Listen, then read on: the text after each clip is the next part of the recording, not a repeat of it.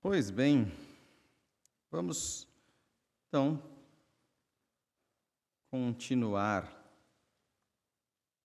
os nossos estudos no livro A Família em Meia Tormenta, como a cruz redefine o lar. Chegamos ao capítulo 7. Depois de muito tempo no capítulo 6, falando sobre masculinidade e feminilidade, agora capítulo 7, o casamento e o mistério de Cristo. O casamento e o mistério de Cristo. Continuaremos falando sobre relações aí de casais. Mas, para iniciarmos, vamos fazer a leitura em Gênesis 2, 22 a 25. Gênesis 2, 22 a 25, que diz: E a costela que o Senhor Deus tomara ao homem, transformou-a numa mulher e lhe a trouxe. E disse o homem: Esta, afinal, é osso dos meus ossos e carne da minha carne. Chamar-se-á varoa, porquanto do varão foi tomada. Por isso, deixa o homem, pai e mãe, e se une à sua mulher, tornando-se os dois uma só carne. Ora, um e outro, o homem e sua mulher, estavam nus e não se envergonhavam. Bom, este texto é a narração do primeiro casamento. O autor, Russell Moore, ele, pelo menos pelos dois Os, eu acredito que seja Moore, não More, não sei. Mas ele estava falando sobre o seu próprio casamento, a sua cerimônia de casamento.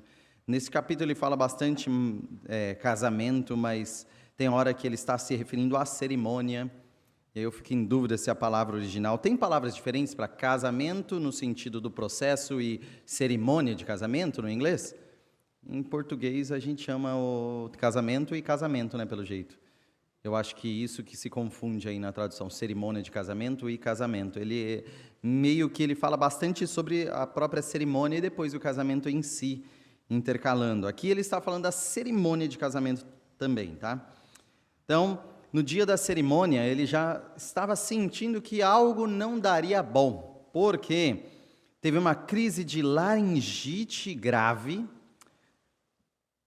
desde a manhã e falou: Ixi, eu não posso, já posso prever, estando sem voz, algumas coisas assim.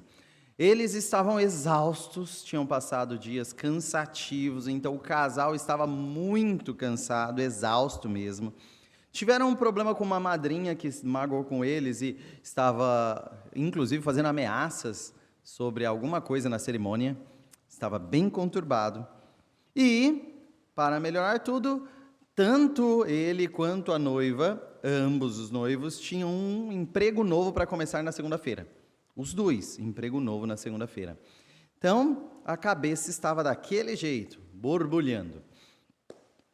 Pois bem, chega na lua de mel, os dois não tinham experiência sexual, os dois, então, estavam com as expectativas na lua de mel. Ele teve virose, ela uma reação alérgica terrível, e a lua de mel foi basicamente levando ela no hospital, e ele mal, mas tentando se recobrar ali para ampará-la. E os dois, extremamente frustrados com tudo aquilo, ficavam pensando assim no futuro, quando chegarmos nas bodas de prata, se Deus permitir, nas bodas de ouro, e vamos lembrar desse dia.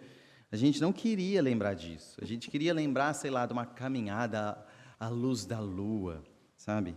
Queríamos pensar em passeando de barco nesse dia incrível, em vez de lembrar vendo um ao outro vomitar. E isso quebrou muito a expectativa deles. Mas a lua de mel foi arruinada e, segundo ele, isso pode ter salvo o casamento dele. Isso pode ter salvo o casamento dele. Então, seria essa a introdução do capítulo Casamento e o Mistério de Cristo, segundo Russell, no seu casamento.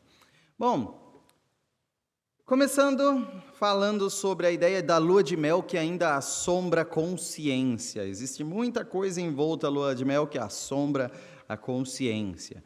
Hoje em dia as coisas estão um pouco bagunçadas por causa, novamente ele cita a revolução sexual, essa ideia de que o sexo não precisa ser vinculado ao casamento. Por quê? Porque o casamento é algo velho, obsoleto, retrógrado, opressor e reprime a liberdade sexual. Essa é a ideia da revolução sexual hoje em dia que a gente enfrenta. Não é comum em toda a história em si, apenas em alguns momentos, e hoje em dia nós temos efeitos dessa revolução sexual. Então, cada idade com os seus próprios desafios, mas isso é uma das características da nossa contemporaneidade. Repressor de liberdade sexual. Casamento é para reprimir o sexo. Essa é uma ideia comum. Então, não precisa do casamento para ter o sexo. Com isso, o casamento está em declínio, em números. Então, por exemplo, o índice de coabitação, a gente chama de amaziamento, né, ou alguma coisa assim, quando vai morar junto. Morar junto. Isso aí é muito comum em filmes americanos, desde 30 anos, 40 anos, já começa muito essa ideia, casal romântico vai morar junto, depois de morar junto bastante tempo, pede em casamento, está tudo chorando, ele vai me pedir em casamento, já moram junto, já tem toda a vida de casado, mas agora vai pedir casamento, há 3 anos morando junto. Pois bem, e a idade média de casamento cada vez mais aumentando. Os mais antigos já viram uma idade média de casamento ser muito mais próxima da adolescência do que da velhice. A gente está vendo ao contrário, né? Cada vez mais próximos. Assim, quem casa antes dos 30 está fazendo loucura hoje em dia. Tem que ter doutorado terminado, concluído e bens e um casamento em comunhão parcial para ser um casamento seguro. Então, cada vez mais o índice aí de coabitação cresce e a idade média do casamento aumenta por causa dessas configurações. E, incrivelmente, falam, então estão desvalorizando o casamento, mais ou menos. Tem coisa que eles acham que estão valorizando o casamento. Por exemplo, o noivado está cada vez mais dramatizado. É um cenário, antigamente era só se ajoelhar e pedir a mão da noiva. Hoje em dia tem uma coreografia envolvida, tem familiares e amigos cientes, escondidos, que vão entrar do nada, tem quase um flash mob lá embutido, seria aquela movimentação de um monte de pessoas junta de forma relâmpago. Gravações, fotografias, aí posta, e um negócio lindo, pombas e borboletas, tudo mais. Então, eles tentam tornar cinematográfico o pedido do casamento. E o casamento em si, como fica? O que é fazer uma festa de casamento? O pessoal já pensa no dinheiro envolvido nessa festa, porque o pessoal com mais dinheiro, hoje em dia, até faz o casamento em outro país. Todo mundo vai viajar. Vou fazer o casamento num lugar assim incrível, local paradisíaco, lá no Havaí, vou fazer o casamento, no pôr do sol, na praia, e todos os convidados podem ir. E serão poucos que vão conseguir ir viajar, mas eles estão mais preocupados com a fotografia, num evento perfeito e lindo. Então, é uma ideia legal de valorizar o momento do casamento? Talvez você tenha até uma ideia legal aí, só que totalmente destruída por muitos caprichos que não são o âmago do casamento. Vocês já viram alguma extravagância muito estranha no casamento hoje em dia? Eu particularmente eu já vi pessoa que sofreu muito, e cada vez mais fica muito difícil para cerimonialistas, né, que tem que ter uma equipe profissional de um evento ao vivo, nível final de Big Brother, o casamento. Uma equipe de staff que deixa tudo lindo acontecer. E eu já vi alguém que sofreu muito para arranjar um tipo exato de borboletas de cor amarela, todas elas, para estar armazenadas e no momento exato do casamento serem soltas e todas voarem. Aqui em Prudente, é sério. Borboletas específicas, se eu não me engano, de cor amarela. Deu muito trabalho. O casamento não durou muito tempo. Depois o marido, que tinha escolhido as borboletas, não por muito acaso, ele descobriu que gostava de homens. Não é uma brincadeira, é um caso real, tá?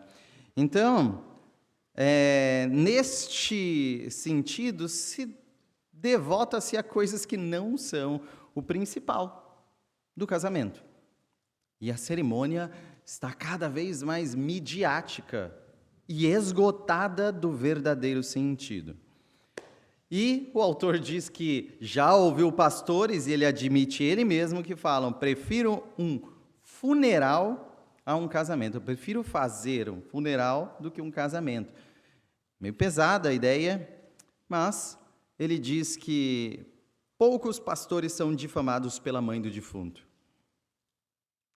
Nessa visão de a cerimônia ter que ser perfeita, incrível, impecável, cinematográfica, a performance pastoral também. E aí as mães das noivas ficam muito bravas se não foi tudo impecável, se não durou exatamente o tempo de antes de cair a primeira gota de suor da maquiagem e atrapalhar tudo. É algo absurdo o que se exige no casamento. Porque as cerimônias estão cada vez mais tensas por serem idealizadas demais. E essa idealização é perigosa. Achar que precisa ser uma cerimônia incrível, perfeita e cinematográfica, isso acaba expandindo ou diagnosticando, para falar a verdade, o que eles acham do próprio casamento, o que se acha do próprio casamento. Será que o casamento, a expectativa dele é cinematográfica? A expectativa é idealizada demais? Então, essa visão idealizada da cerimônia de casamento atrapalha não só o próprio casal, mas aquilo que o casamento testemunha ser e é. E também atrapalha, segundo o autor do texto, ele faz um comentário, até aqueles que são chamados a não se casarem. Nós temos que entender que pessoas são chamadas a não se casarem. E você sempre vendendo algo sobre o casamento tão espalhafatoso e fora da realidade idealizado, as pessoas sentem até normalmente, você ajuda as pessoas a sentirem inveja. Olha, esse dia é tão incrível, casar é tão importante, se não tiver o par ideal seria ruim. Então, confessando coisas que na verdade não são necessárias. Então, a nossa visão sobre casamento, a nossa visão até sobre a cerimônia do casamento, precisam ser visões mais saudáveis. E a visão cristã nem difama o casamento, mas também não idealiza o casamento dessa forma. A visão cristã nem difama o casamento, nem idealiza o casamento. Até o momento, algum comentário sobre, ou para agregar nos exemplos esdrúxulos? Tem gente rindo lá atrás, eu acho que tem coisa assim. Pastor Ciro, só aguardar ali o microfone. Eclesiastes 7:2 fala que é melhor estar na casa que há luto do que na casa que há festa, né? Pode ser festa Ele está de defendendo casamento. que ele também concorda. Exatamente pela reflexão. É outro espírito, né? Sim, até ajudando nessa frase que o autor colocou, o versículo em Eclesiastes 7:2 ali. Por quê? Por causa justamente do espírito das pessoas que estão ali. Umas estão muito para exigir, e todos comentam, né? Casamento é que você paga caríssimo uma festa para os outros sair falando mal. E o luto é um momento de tristeza e reflexão. Então, obviamente, preferimos pessoas casando do que pessoas morrendo. Óbvio. Mas, infelizmente, essa idealização do casamento, que é o ponto aqui, ela tem atrapalhado muito o que deve ser a cerimônia do casamento. Então, segundo a Bíblia, o casamento não se trata de um meio para a realização pessoal, mas um folheto do Evangelho. Duas coisas muito importantes que nós temos martelado essa informação: o casamento serve para mostrar o Evangelho. Sim. Mas também nós conhecemos historicamente, casamento não é para você se realizar. Casamento, você não vai entrar no casamento, eu vim buscar minha felicidade através do casamento. Não é essa a ideia. Então, duas verdades, uma mais clássica, né? Essa de casamento não serve para a realização pessoal, mas também uma que nós temos batido martelo em outras lições aqui do livro. Casamento tem que ser, deve ser e é para ser um folheto do Evangelho, sabe? Quer mostrar o Evangelho a famílias próximas a você? Mostre o seu casamento, o que ele é e deve ser. Folheto do Evangelho. Então, o casamento é importante, sim. Casamento é importante. O casamento pode ser feliz? Sim. Pode ser satisfatório? Sim. Tudo isso não pode ser negado. Eu estou entrando no casamento, mas eu sei que é sofrimento e que eu não serei feliz, não terei satisfação. De forma alguma. Nós não estamos dizendo isso. Estamos dizendo que a premissa não é você vai entrar no casamento para se satisfazer. Não. Essa seria a entrada errada e que vai garantir problemas ou um divórcio. Então, o casamento é importante e ele pode sim ser feliz. Ele pode sim ser satisfatório. Mas no contexto do Evangelho, mas no contexto da cruz. É isso que estamos defendendo. Se você colocá-lo na definição certa, no contexto certo, ele pode sim ser feliz e satisfatório e ele sim tem uma suma importância. Quais são os obstáculos? Principais obstáculos do casamento hoje em dia, nesse sentido de estar fora do seu contexto, é a busca pelo ideal. Se você quer felicidade no seu casamento, se você quer superar obstáculos, pois bem, a busca pelo ideal é um dos maiores obstáculos à própria felicidade. O que ideal? Primeiro, cônjuge ideal. Tem que achar o príncipe encantado, a pessoa perfeita, a alma gêmea, a carne da minha unha, como diria a música, as metades das laranjas. Então, a ideia de achar alguém perfeito. Essa é a pessoa perfeita para mim. É a mentalidade perfeita. É o meu complemento perfeito. Não existe outra pessoa, é aquela pessoa perfeita. Então eu tenho que achar o meu cônjuge ideal, ele será ideal. E isso é um erro terrível. E um peso terrível. Também a ideia de um relacionamento ideal. Nós teremos, nesse sentido, uma cumplicidade perfeita. Sairemos para andar todos os dias ao pôr do sol. Nós tomaremos sempre o sorvete no mesmo copo, cada um com o seu canudinho. Sempre que comemos macarrão será no mesmo prato e o último fio terminará com um beijo. E essa ideia de um relacionamento todo florido e romantizado. O relacionamento será ideal. E por último, a própria cerimônia, né, do casamento e também o casamento como um todo serão ideais, cinematográficos e instagramáveis. E o que nós podemos diagnosticar disso? Essa expectativa não é apenas, uma expectativa forjada pela Disney, não é só uma expectativa criada por romances, mas é diagnosticada pela Bíblia como uma forma de egoísmo. Isso é uma forma de egoísmo. É você querendo entrar no casamento de forma egoísta, pensando em você, querendo a sua realização pessoal. Então, qual é a notícia que nós precisamos nos atentar? É que somente quando se tira o foco do eu e se coloca no outro, é possível encontrar felicidade e contentamento. Felicidade e contentamento. Então, eu preciso lidar com o egoísmo, que é a tentação matrimonial, tá? O egoísmo é a tentação matrimonial. Pensar só em mim, em minha satisfação, e preciso colocar o foco no outro. E aí, posso, em Cristo, encontrar felicidade e contentamento no meu casamento. O casamento, então, espelha o Evangelho.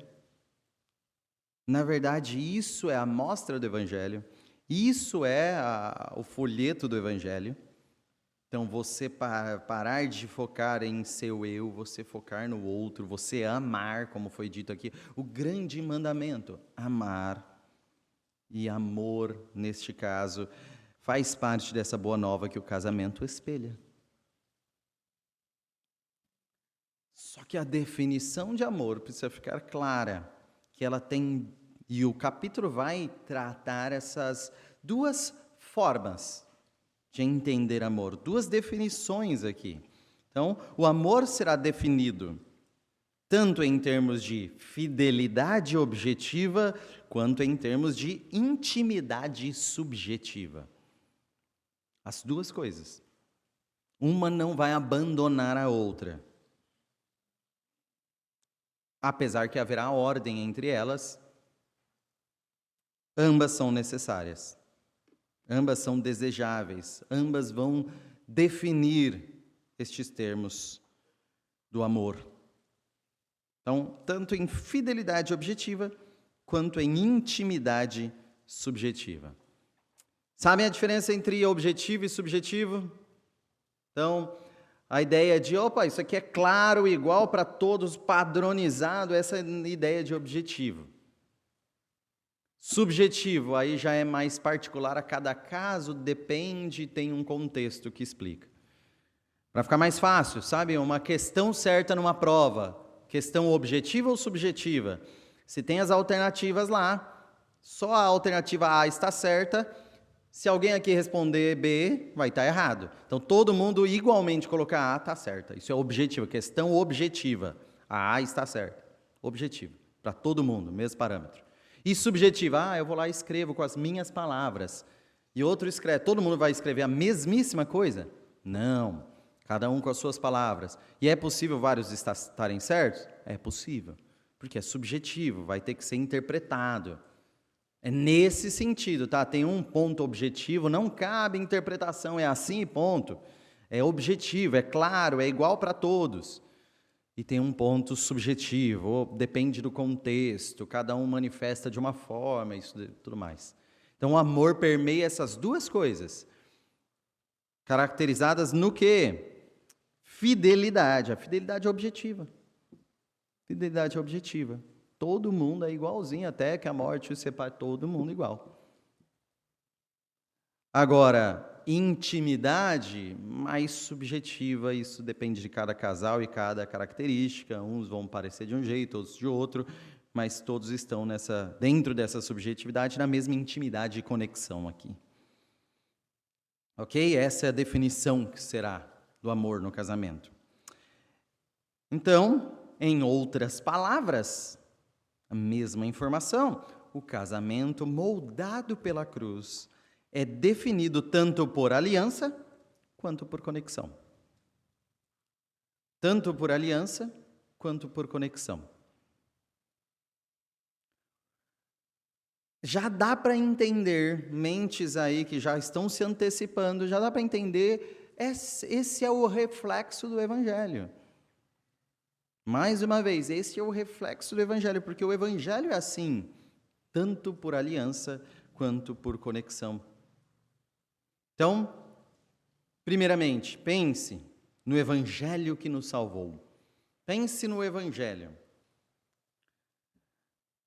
Ele cita, Martinho Lutero disse que o Evangelho é completamente fora de nós.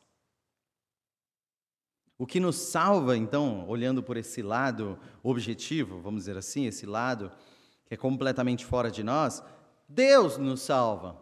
Como é a salvação? Deus nos salva. Pela graça sois salvos mediante a fé. Isso não vem de vós. É fora de nós. Não vem de nós. Não vem de nós. Então, não é com base em nossas obras, não é com base em nossa dignidade, mas pela fidelidade de Deus às suas próprias promessas. Então, é totalmente externo nesse sentido. Então, é fora de nós nesse aspecto. Quem aqui pode falar, não, a salvação pertence a algo que está em mim? A salvação é conquistada por um mérito, uma dignidade, algo que vem de mim, vem de dentro para fora a salvação. Neste sentido interpretativo, claramente não. O Evangelho é externo e a salvação é uma graça que nos atinge vindo de Deus. Ele lembra, por exemplo, nesse sentido de relacionamento, Israel. Lembra Israel, quando Moisés subiu ao Monte Sinai e demorou-se por lá, o que Israel fez? Bezerro de ouro. Então, está lá em Êxodo 32, vai dissertar sobre isso. Israel ficou querendo algo para adorar, né? E pediu um bezerro de ouro a Arão, ele arrancou lá o brinco dos homens, das mulheres, lá homem também tinha brinco. E foi lá e derreteu tudo e formou um bezerro de ouro. E aí, quando formou, qual que é a reação divina? Vamos parafrasear de uma forma chula. Vou arrebentar esse povo aí. Eu vou limpar esse povo, fazer outro povo para você, Moisés, guiar, porque esse povo ainda não. Então essa foi a frase. E aí Moisés faz uma intercessão pelo povo. No que ele baseia a sua intercessão? Em duas coisas, na glória de Deus, né? O povo vai falar, libertou do Egito para chegar aqui, perder a paciência com ele e matar todo mundo. Não, vamos pensar numa forma de olharem a glória desse Deus diferente. E depois disse o quê? Êxodo 32, 13 e 14. 13 e 14. Lembra-te de Abraão, de Isaque e de Israel, teus servos, aos quais por ti mesmo tens jurado, e lhes disseste, multiplicarei a vossa descendência como as estrelas do céu, e toda esta terra de que tenho falado, dá-la-ei a vossa descendência, para que a possuam por herança eternamente. Sentiu o peso do P, né?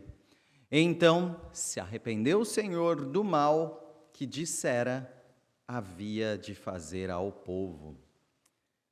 Ou seja, o que foi lembrado nesse relacionamento que no Antigo Testamento é comparado a um relacionamento conjugal entre o povo e Deus? O que manteve Deus em favor a este povo foi a intimidade desse povo para com Deus?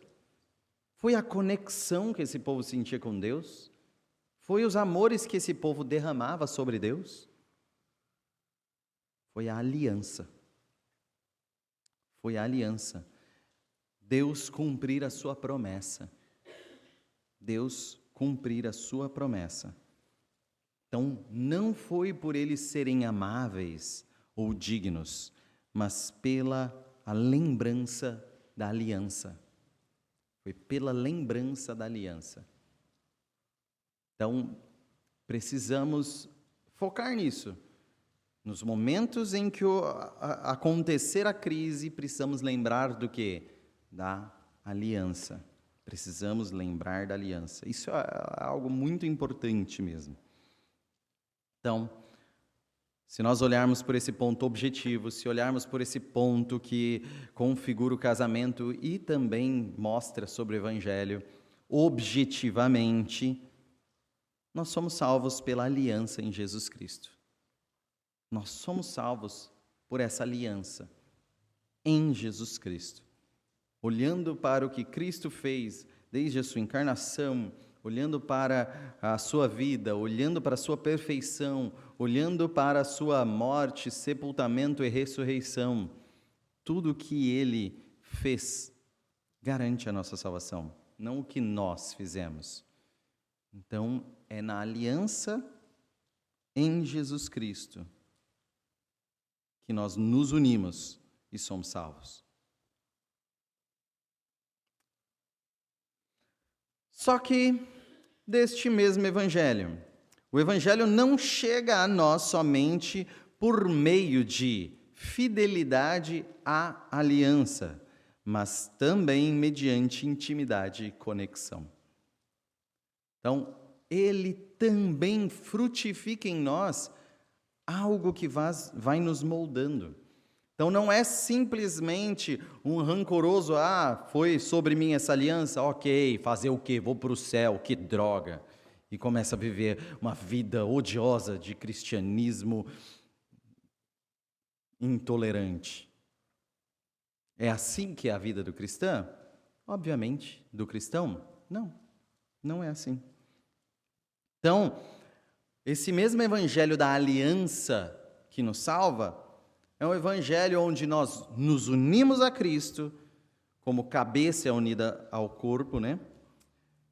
E nos beneficiamos do seu amor na cruz, e o Espírito Santo em nosso interior nos faz aprender a amar Jesus e também a amar o que Ele ama. Olha a transformação que vai acontecendo. Olha então o quanto a obra de Deus é completa e perfeita.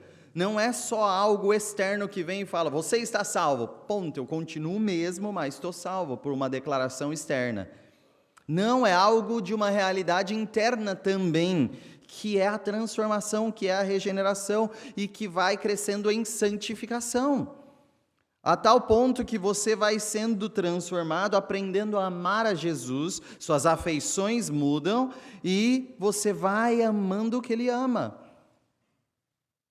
Dito também pelo Luan essa manhã sobre o que é o mandamento.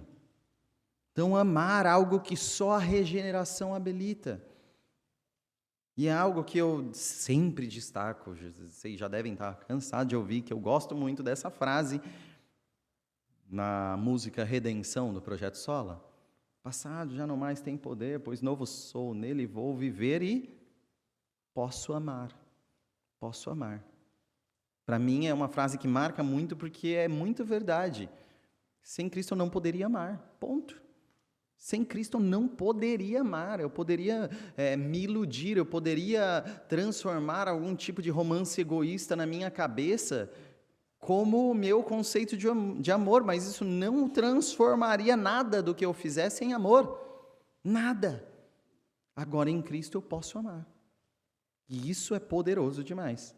Em Cristo eu posso amar. Então é isso que o Espírito Santo opera em nós. Nós podemos amar.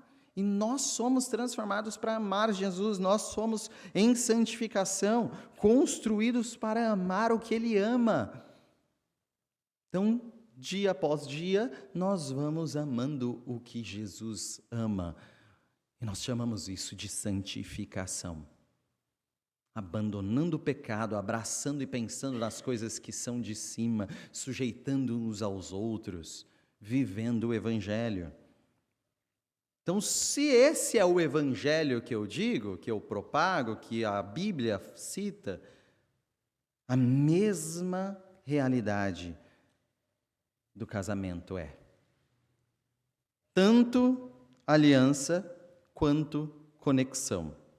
numa luta contra o egoísmo. Não é só o evangelho, está refletido no casamento. Tanto aliança quanto conexão. Na luta contra o egoísmo. Na luta contra o eu apenas. Então, obviamente, isso daqui em alguns contextos é até polêmico. Primeiro você cria uma conexão e depois vai lá e professa aliança, ou primeiro você faz uma aliança e cria conexão? Qual que é o imperativo? Boa pergunta? Depende. Primeiro a aliança e depois a conexão. Depende do que é conexão, inclusive carnal, né? Aí já fica mais clara. Mas outras conexões já são iniciadas antes? Talvez sim. Então, ele coloca aqui, o autor, de uma forma muito interessante, porque eu já crio essas brigas na minha cabeça. Ele coloca o seguinte: no casamento, a aliança acontece primeiro. No casamento, a aliança acontece primeiro. A conexão que você cria fora do casamento é uma aliança que não é necessariamente conjugal. Esse é o ponto. Não é necessariamente conjugal. Então, o princípio é a aliança. O começo do casamento é a aliança. Não é algo fora da aliança. E a aliança vai ser o alicerce. A aliança vai ser o alicerce. Então, ele começa a olhar aqui distantes culturas, porque, vamos lá, na ideia de que existem costumes e tradições quanto ao matrimônio em várias culturas diferentes, em vários povos diferentes, mais evoluídos de um ponto de vista tecnológico, menos evoluídos de um ponto de vista tecnológico. E aí, em todas elas, existem linhas de similaridade, semelhança. Você vai comparar lá o casamento medieval, opa, eles falam de honra e fidelidade. Mas você vai olhar lá um casamento tribal da América antes de chegar Cristóvão Colombo. Existe, então? Existe. E existe algo sobre fidelidade? Existe. Você fala, olha, povos tão distantes e sem contato, chegavam à mesma linha, por mais que tenha características muito diferentes, chegavam à mesma linha. E existe em todas as culturas alguma espécie de voto de fidelidade entre marido e mulher. E várias delas, às vezes, desconstroem isso, erram nisso também, tá?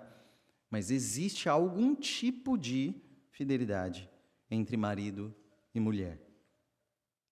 Então, por mais que divirjam, por mais que neguem, por mais que alguns construam sua própria lógica e lutem contra isso, tá? Tem quem luta contra isso. A maioria das pessoas consegue concordar, pelo menos, com a ideia de fidelidade. Pelo menos com a ideia da fidelidade. E o autor nem coloca todas, e eu entendo isso. Hoje em dia tem a ideia do relacionamento aberto. Todo mundo sabe o que é isso? Relacionamento aberto.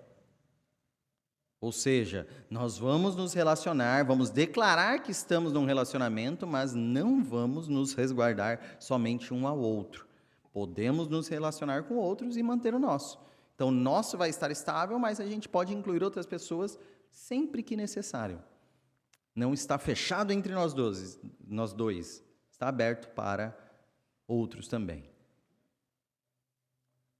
Este seria uma minoria. Tá? É uma minoria, por mais que seja barulhenta, porque é algo que chama atenção, né? Afinal, o tanto de avião que faz viagem todo dia não chama atenção, mas o acidente do avião chama.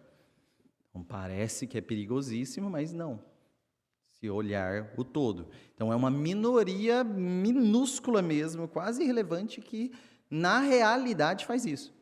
E até entre eles há problema com a infidelidade, mesmo declarando que é um relacionamento aberto, há depois crises por causa da infidelidade. Então, existe sim um consenso e a maioria consegue concordar com a ideia da fidelidade. Só que não somente é aliança, obviamente, mas também é aliança. Então a frase aqui, o amor é uma união em aliança. É fácil de concordar? O amor é uma união em aliança.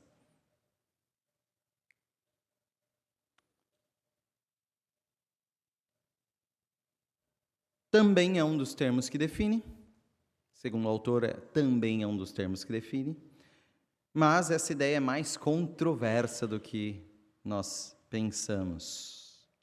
Há algumas controvérsias aí. Pois bem, vejam, o pastor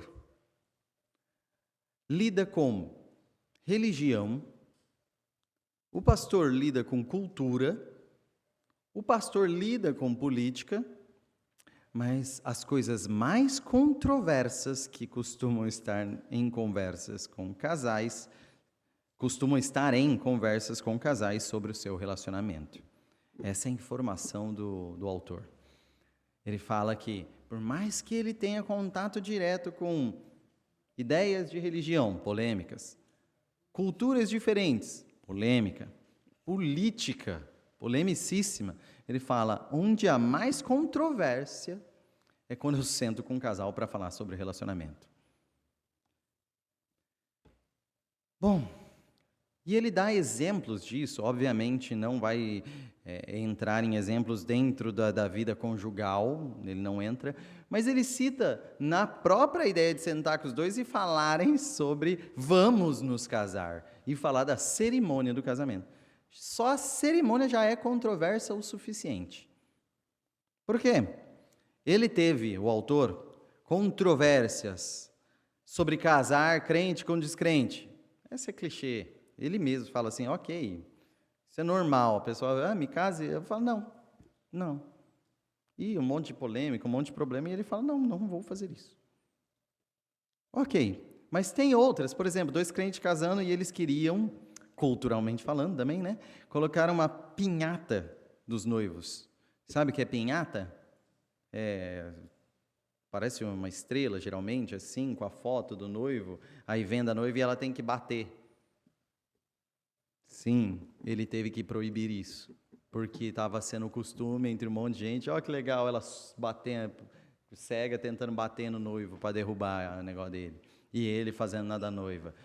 Dentro da cerimônia lá, dentro do coletivo. E o pastor, não tem nada a ver. O que vocês... Não, mas é só uma diversão, não representa... Vai ter tempo para isso. vai ter tempo para querer bater um no outro, né? E aí, por exemplo, tinha um que falou, vai ter um momento que o meu pai, performaticamente, vai pegar uma espingarda e vai ameaçar o noivo em caso de trair a esposa. E ele teve que proibir também. E das mais simples, ele já proibiu noivos que quiseram escrever os próprios votos. Olha isso, noivos que quiseram escrever os próprios votos. Aí eu já fiz, eita. Pois bem, porque os votos, ele está falando votos que começam a ser declarações de amor ali. Ele fala, não é isso. Não é isso. Não é isso em si. E aí o pessoal começa a questionar, e ele fala que ele tem grandes problemas com isso, e a informação é, eles querem escrever os próprios votos, declarar seu amor, fazer algo personalizado, e não é a cerimônia deles? Aí o pastor fala, não é a cerimônia deles. Este é o ponto. Não é a cerimônia deles. Então, abre aspas para o que o autor diz. O voto da aliança não diz respeito aos sentimentos do momento, mas ao compromisso diante do imprevisível e do inimaginável. E esse é o motivo que ele tem problemas com isso. Eu, particularmente, não tenho, desde que o pastor valide ante os votos, sem problema. Mas é justamente essa parte do validar que vai embutir isso. O imprevisível e o inimaginável precisa conter ali. E se é imprevisível para os noivos e inimaginável para os noivos, ainda assim precisa estar ali. Que seria o voto garantido nas piores condições possíveis. Não é simplesmente falar, olha como eu te amo, olha o que nós fizemos, lembra o primeiro dia, e aquele negócio, todo mundo assim sorrindo, isso aqui, isso aqui, isso aqui, e eu vou te amar assim para sempre. Vamos colocar umas tonalidades aí do imprevisível e do inimaginável. Por quê?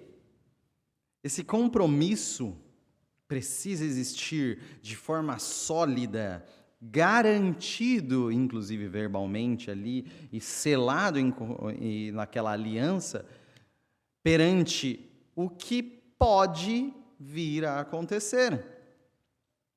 Ele diz que não vai ter alguém do futuro que vai vir aqui num portal e vai falar, olha, eu preciso te contar coisas que você precisa estar preparado no casamento. Sei lá, vai haver uma doença severa, esteja preparado e coloque no seu voto que mesmo quando tiver uma doença severa. Ou vocês terão problemas financeiros gravíssimos, então insira isso daí. Ou vocês vão ter desafios imensos com filhos. Imensos, ele cita até, vocês vão gastar todo o dinheiro que vocês guardaram e não guardaram para cuidar do seu filho em tratamento de vício em drogas. E aí você chega com essa informação antes, eles incluiriam, não, tem que estar já, então, maduro para entender tudo que pode acontecer. Tudo que pode acontecer. Então, no casamento, homem e mulher fazem um voto perante testemunhas de que não importa o que aconteça, eu estou com ela, eu estou com ele. Este é o ponto.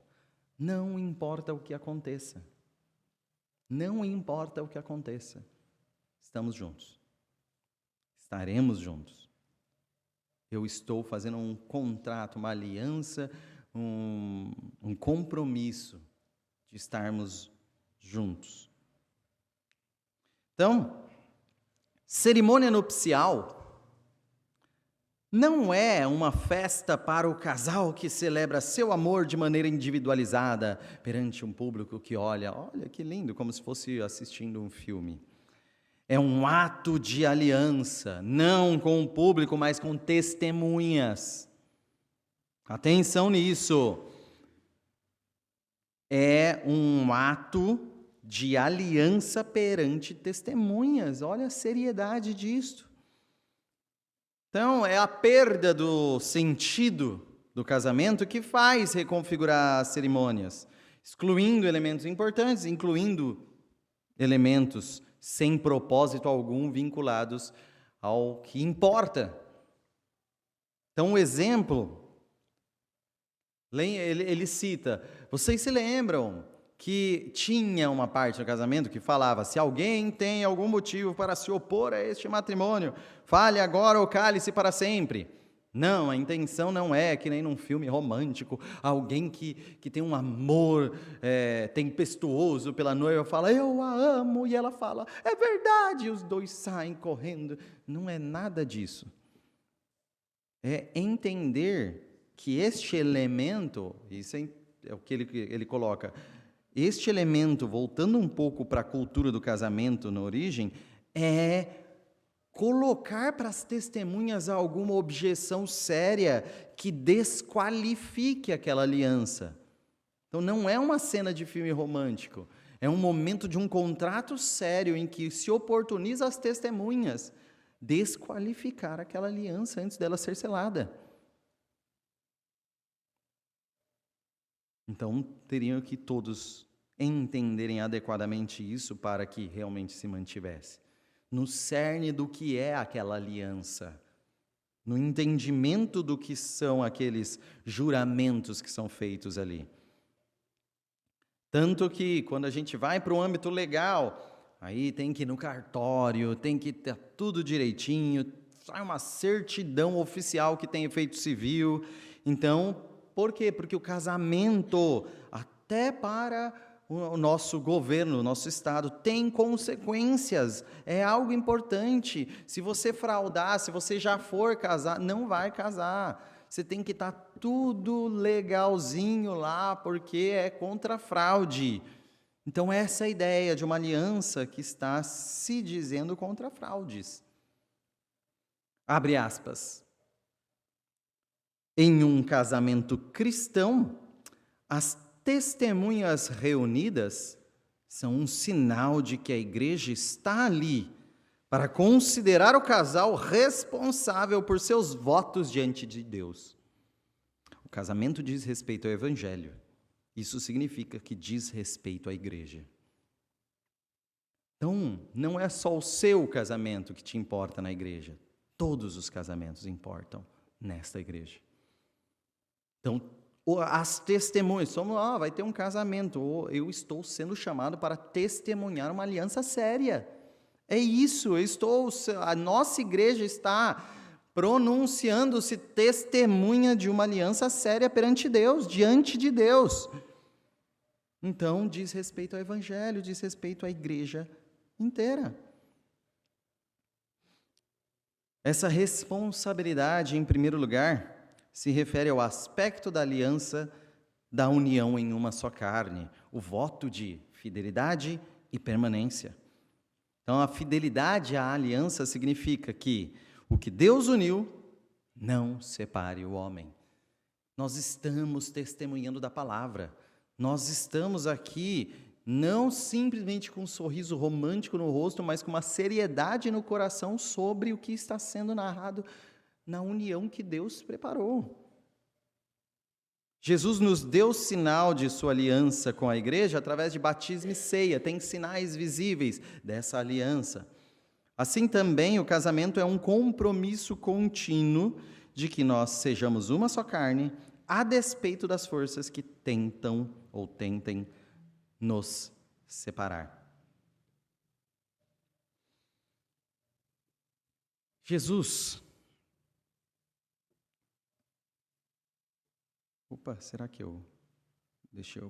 realmente eu substituí um slide, mas eu cito porque está vívido em minha mente. Esse pastor viu um pastor de televisão falar sobre um caso, sabe quando responde pessoas, e a pessoa perguntou, olha, minha esposa, depois de vários anos de casado, minha esposa está com demência avançada, ela não lembra quem eu sou, ela não sabe quem eu sou, já não vivemos como casal. Eu posso então namorar com outra mulher, buscar outros namoros? Esse pastor de televisão disse para ele, primeiro se divorcie, depois você vai procurar os outros namoros, porque a sua esposa já não está mais ali. Porque a sua esposa já não está mais ali. Essa era a informação. O autor fica extremamente irritado mesmo. E cita que isso não é só um ultraje, isso não é só uma vergonha, isso não é só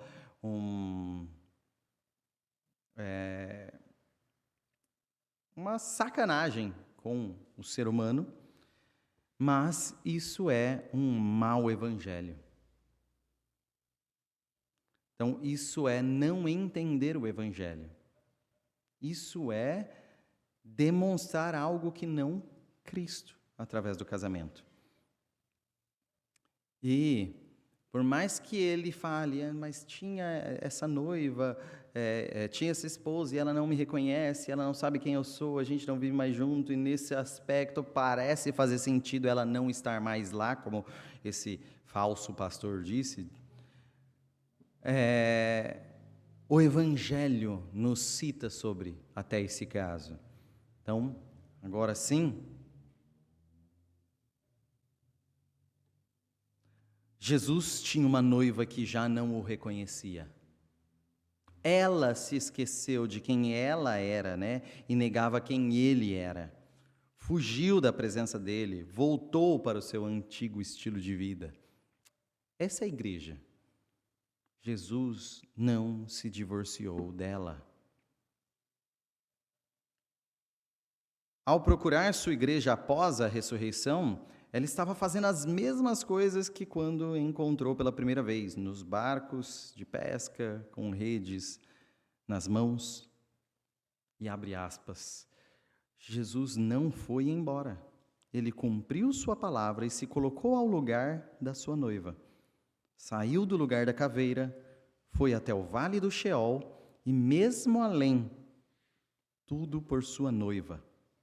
O casamento deve refletir isso.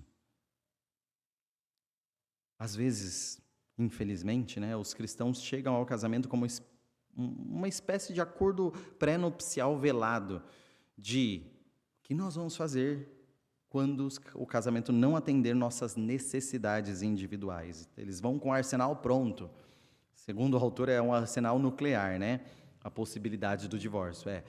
Olha, eu tenho aqui para não usar, mas só se for realmente necessário. Então, prometo não me divorciar, contanto que seja possível viver ao seu lado. Prometo não me divorciar, contanto que seja possível viver ao seu lado. Se o divórcio é uma possibilidade para você, saiba que encontrará motivos para pedi-lo. Se o divórcio é uma possibilidade para você, saiba que encontrará motivos para pedi-lo. Então, o autor coloca, você provavelmente não planejou como cuidará de seus bens financeiros caso você assassine seu cônjuge. Ou pelo menos ele espera que não. Mas por que você não, pensando no casamento, você já começa a planejar o que você vai fazer quando assassinar? Porque deveria ser impensável assassinar alguém que você está se comprometendo. O divórcio deveria ser assim, deveria ser impensável. Impensável. Então, se a aliança é renovada pela memória, no cristianismo a aliança é renovada pela memória. Todo casamento enfrenta crises e a memória da aliança é o que basta para lutarmos até quando o mundo, a carne e o diabo ameaçam nos separar. Então, que nós, olhando para o Evangelho e vendo quem é Cristo, nós anunciemos isso através do nosso casamento. E que o divórcio não seja uma possibilidade. Porque nós temos compromisso de mostrar um verdadeiro Evangelho através dos nossos casamentos. Perguntas? Complementos?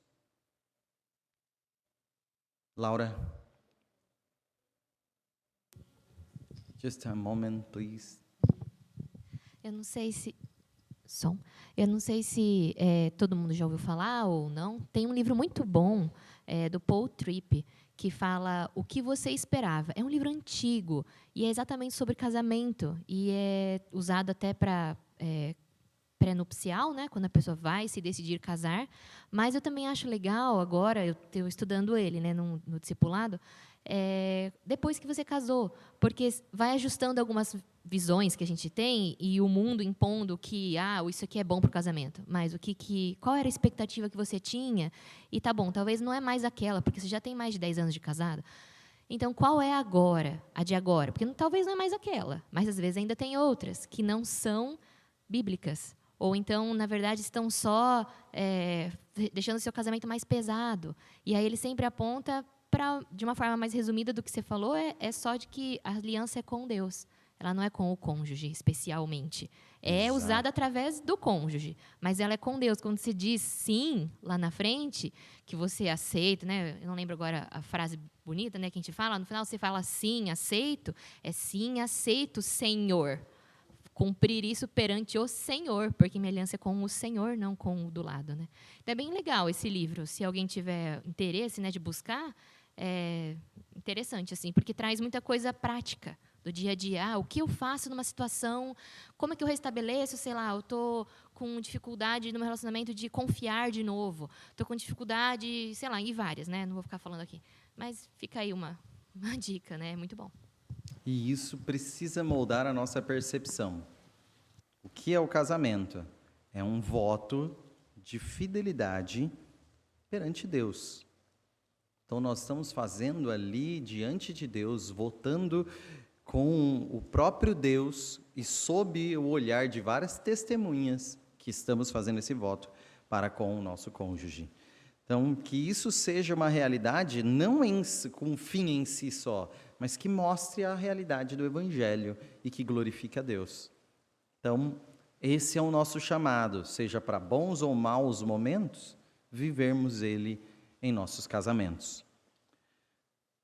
Mais alguma pergunta ou contribuição? Vamos então encerrar, vamos nos colocar de pé e vamos orar. Pai nosso que estás nos céus, nós celebramos a Ti como o Senhor soberano, dono de toda a sabedoria e que ordenaste o casamento. E desde o princípio o casamento foi chamado a refletir a Tua glória através da salvação, através de Cristo, através da representação do nosso Senhor. E tantas vezes, por nossas ideias, nosso pecado e nosso egoísmo, nós tentamos corrompê-lo para a nossa satisfação pessoal. Mas Ele serve a Ti, e que os nossos casamentos sirvam a Ti, adorem a Ti, ó Deus, e propaguem o Evangelho de Cristo. E nós vivamos, Senhor, nessa segurança, desfrutando, a partir disso, de prazer e felicidade que só o Senhor pode dar em meio ao casamento. Nos ajude, Senhor, e nos conduza. Abençoe os casamentos dessa igreja. Em nome de Jesus.